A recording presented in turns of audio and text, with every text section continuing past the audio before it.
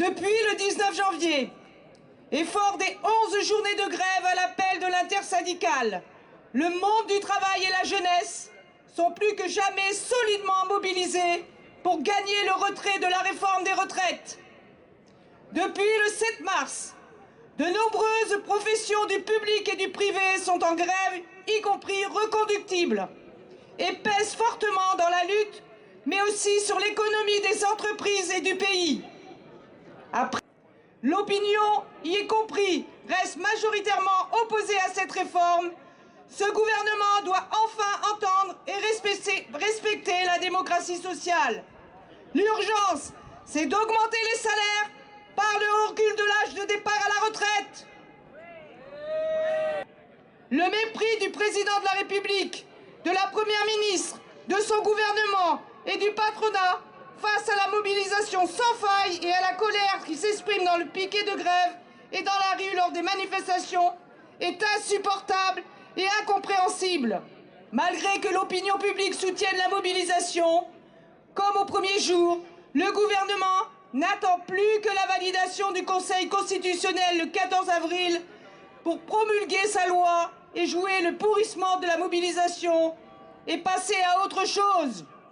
C'est hors de question.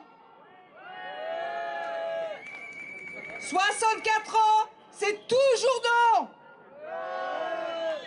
Sur l'allongement de la durée de cotisation ou sur la suppression des régimes pionniers de retraite, c'est toujours non. C'est toujours non, j'entends pas.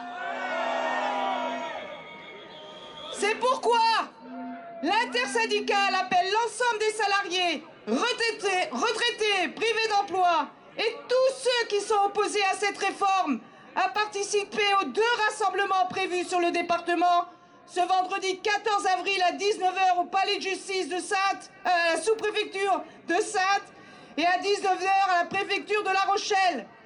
Et même si le Conseil constitutionnel valide le projet, nous considérerons que le chapitre ne sera pas clos.